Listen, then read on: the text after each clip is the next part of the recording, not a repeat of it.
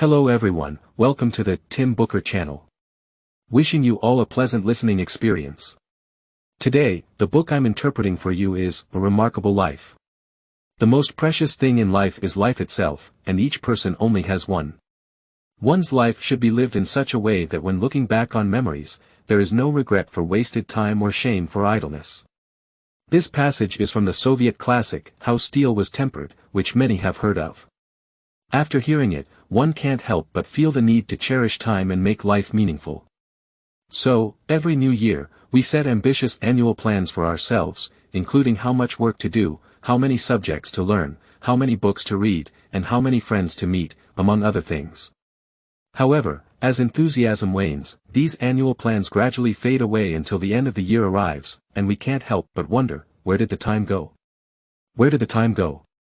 This is the core question explored in the book A Remarkable Life. Through the meticulous study of the diary of Soviet scientist Lyubishchev, the book vividly illustrates how he documented his entire life's journey. Lyubishchev, an animal scientist, once served as a professor at St. Petersburg University. However, A Remarkable Life is not a typical scientist's biography. It doesn't narrate his childhood, adolescence, or the ups and downs of his life. Instead, it focuses on one remarkable trait of Lyubishchev, his profound appreciation for time. He even developed his own time management method and adhered to it for 56 years. The author delves deep into this characteristic, presenting Lyubishchev's time ledger for all to see, ultimately astonishing everyone who reads this book. It turns out that a person's life can have such great capacity. The book's author, Graylin, is a renowned Soviet writer who created numerous literary works and biographical writings throughout his life. He was awarded the Andrei Medal and other major literary honors in Russia. Now, I will begin by addressing three questions in detail about this book. 1. Why is Lyubishchev's life considered remarkable? 2. What is Lyubishchev's method of time tracking? 3. How did Lyubishchev manage to maintain his time-tracking discipline for 56 years? Alright, let's move on to the first question. Why is Lyubishchev's life considered remarkable? As mentioned earlier, Lyubishchev was a Soviet scientist. As a scholar, his academic research can be described as vast and profound. His primary field of expertise was in the classification of animals, and he dedicated his entire life to developing a comprehensive system for categorizing animals. His research in entomology, the study of insects, was unparalleled, and his contributions to the field were unique in the history of science. In addition to his primary field, he achieved significant success in agricultural botany, making substantial contributions to increasing agricultural yields. Beyond the natural sciences, Lyubishchev possessed extensive knowledge in philosophical and theological disciplines. He was fluent in 5 languages: Russian, German, English, French, and Italian. When it came to discussing the British monarchy, he could recount the details of every British monarch's reign. In matters of religion, whether it was the Quran, Jewish scriptures, or the history of the Roman Catholic Church, Lyubishchev could effortlessly expound on these topics. Throughout his life, Lyubishchev wrote a total of 12,500 pages of papers and research. Calculating an average of 1,500 words per page, he penned a staggering 18.75 million words. To put this into perspective, if all his writings were printed on A4 paper and stacked, they would exceed a height of 2 meters. His works truly matched his stature. However, all of these writings were based on extensive empirical evidence and experimental research. In his limited free time, Lyubishchev meticulously catalogued fleas from Russian estates, amassing an impressive collection of 13,000 specimens in 35 boxes by 1955, 5 times more than what the Institute of Zoology had collected. Identifying, measuring, making slides, and creating specimens for these fleas was a monumental task, and this was just a fraction of the work he completed in his lifetime. At this point, you might be picturing him as a workaholic. However, that's not the case. Lyubishchev's children later recalled that when they went to his study to ask questions as children, he would first jot something down on paper and then patiently chat with them, answering their queries. It was only after his passing that they discovered he had been recording the time of those interactions in his diary. One year, when Lyubishchev's son fell seriously ill, he put aside his work and devoted himself entirely to taking care of his child. Consequently, he left 28% of his planned work incomplete, as noted in his diary for that year. During difficult times, he would spend a significant amount of time queuing to buy kerosene and other essential household items. So, how did Lyubishchev manage to accomplish so much while balancing work and family life? This is the question that intrigued the author of the book. Ultimately, he found the answer in Lyubishchev's diaries. Lyubishchev had been recording all his time since the age of 26, detailing his daily use of time for 56 consecutive years until his final day. From these diaries, author Graylin unearthed a unique time management method that Lyubishchev had developed, which he called time statistics. Now, let's explore the core of Lyubishchev's time statistics method and understand its contents. This is the second core question I'll be addressing today, and I'll break down this method into 3 steps to explain it clearly. First, let's take a look at an entry from Lyubishchev's diary on a specific day to get a sense of its contents. Ulyanovsk, April 8, 1964. This provides the location and date. The first category of work, entomology identification of geese, took 2 hours and 20 minutes. Writing a report about geese took 1 hour and 5 minutes. Additional tasks. Wrote a 6-page letter to Beryakul, taking 3 hours and 20 minutes. Travel time, round trip, was 1 hour and 40 minutes. Rest, including reading Truth newspaper for 15 minutes. Reading news newspaper for 10 minutes. Reading literary newspaper for 20 minutes. Reading Aiders, Vampires, for 1 hour and 30 minutes. Read 66 pages in total. This is a typical daily entry in Lyubishchev's diary, consisting of approximately 6 to 7 small paragraphs. It represents the first step of Lyubishchev's time statistics method, which involves accurately recording the content of his work and the corresponding time spent on it. It may sound straightforward, but Lyubishchev didn't do this for just a week or a month. He meticulously maintained this record for a full 56 years without missing a single day. In a figurative sense, Lyubishchev recorded every minute of his life, leaving behind a 56-year time ledger. In this ledger, Lyubishchev's time records followed a specific pattern. Firstly, his records were categorized. He divided his daily activities into several major categories such as work, rest, commuting, and social interactions. Each major category was further subdivided into smaller ones. For example, within the category of work, Lyubishchev had first category work, which included activities like writing books, conducting research, referencing, note-taking, and writing academic letters. These were central to his work. Second category work included tasks like giving academic presentations, lectures, and organizing academic discussions. Under the rest category, Lyubishchev considered writing non-academic letters, reading newspapers, and reading books other than reference materials as forms of relaxation. This categorization was the first key aspect of Lyubishchev's time recording. The second aspect was distinguishing between pure work time and gross work time. Lyubishchev recorded pure work time, excluding any breaks within work, such as making phone calls, chatting with colleagues, or going to the coffee room. Typically, pure work time was 20% to 25% less than gross work time. For example, if someone claimed to have worked the entire afternoon for 4 hours, their pure work time might only be 3 hours after excluding breaks. This aspect emphasized the precision of Lyubishchev's time recording. The third aspect was simplicity. Unlike others who might record detailed events, processes, or personal feelings, Lyubishchev simply noted how much time a task took. This level of brevity showcased Lyubishchev's meticulousness in time recording.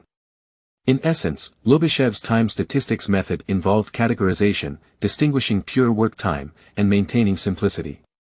These are the foundational principles of his time records. Next, we move on to the second step of time statistics, statistical analysis. Lyubishchev conducted meticulous statistical analysis of his time, which included daily segments, monthly summaries, annual summaries, and 5-year summaries. Let's start with daily segments. At the end of each day, Lyubishchev would review his time records for that day to see what he had accomplished. It's important to note that while Lyubishchev's records were comprehensive, in the daily segments, he only focused on the time spent on first category work. Why? For Lyubishchev, first category work was the ladder to achieving his life's purpose. So, his primary concern each day was how many steps he had climbed towards his goals, and if he had moved closer to his objectives.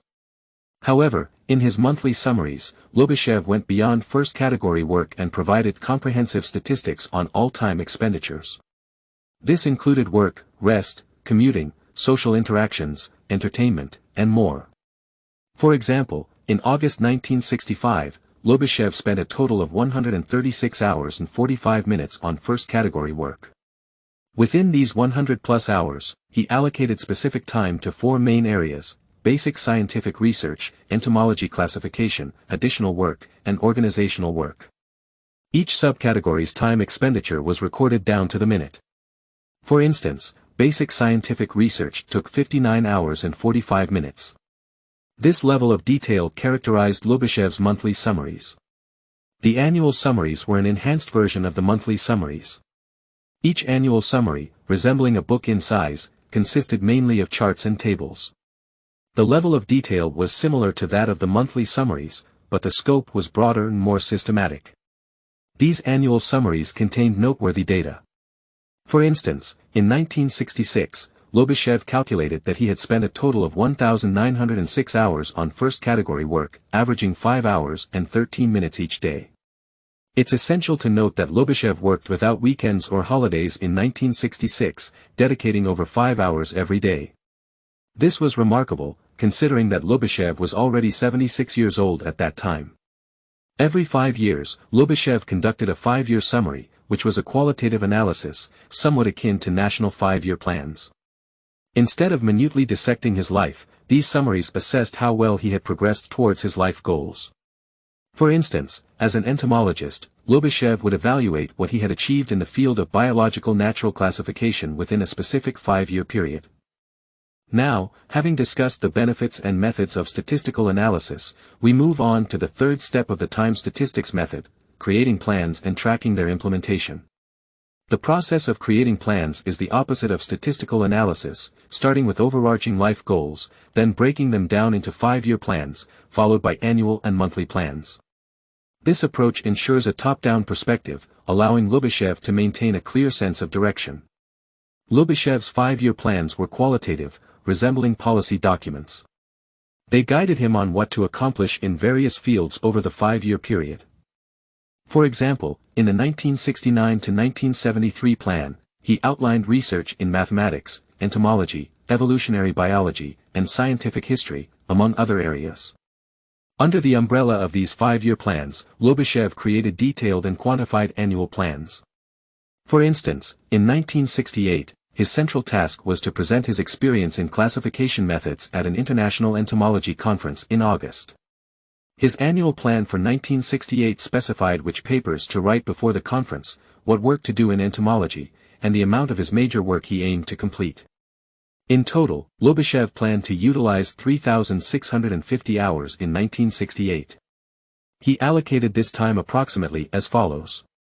First category work, 1,900 hours. Commuting, 467 hours. Social interactions, 433 hours. Personal matters, 33 hours, and so on.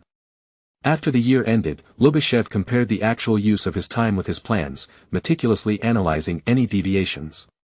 In 1968, he spent 1,881 hours on first category work, which was only 1% less than planned.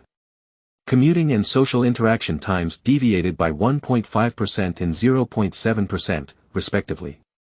This precision demonstrated how Lyubishchev planned his life almost a year in advance, highlighting the power of the time statistics method and his remarkable insight into time. Monthly plans and annual plans followed a similar pattern.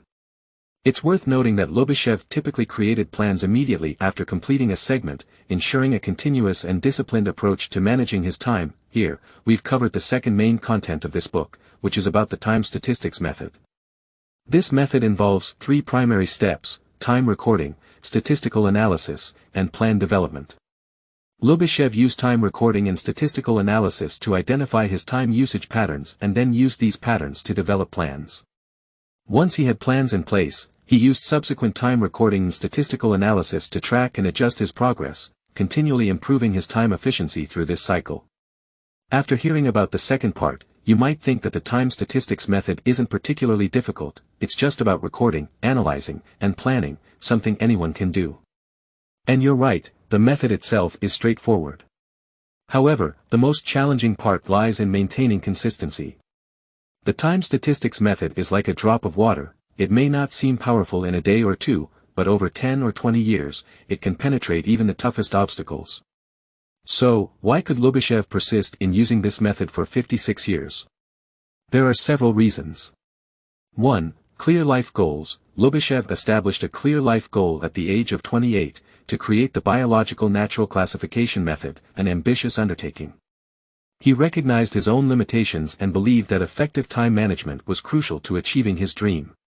2. Sense of responsibility. Lyubishchev felt a profound sense of responsibility toward his scientific work in creating value in life.